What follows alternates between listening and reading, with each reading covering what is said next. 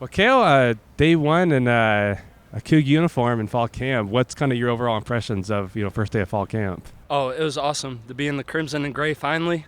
It felt really good. Felt like it was a great day. The weather was nice.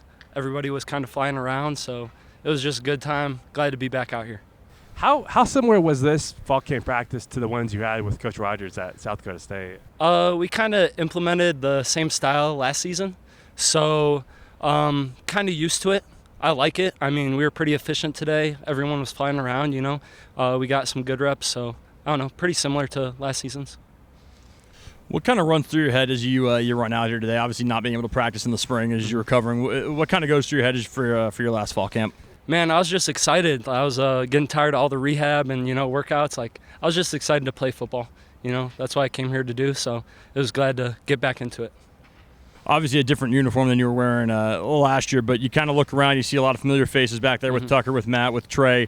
Does it kind of make the transition easier when you're coming out here and you still know a lot of the guys you're playing with? Oh, yeah. It gives you a sense of, comfortability. You're not coming in, not knowing anyone, not being comfortable.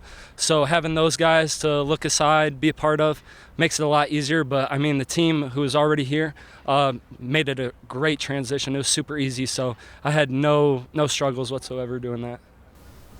What is something positive that you can take away from your game today to bring it on for tomorrow? Honestly, it was the first day truly moving around, and I felt really good. I feel like the brakes were clean. I feel like I was in shape. So I think as long as I can take that, make sure I'm doing all the right things for my body, just keeping that each day in the camp so I can fly around and do the same thing I did today.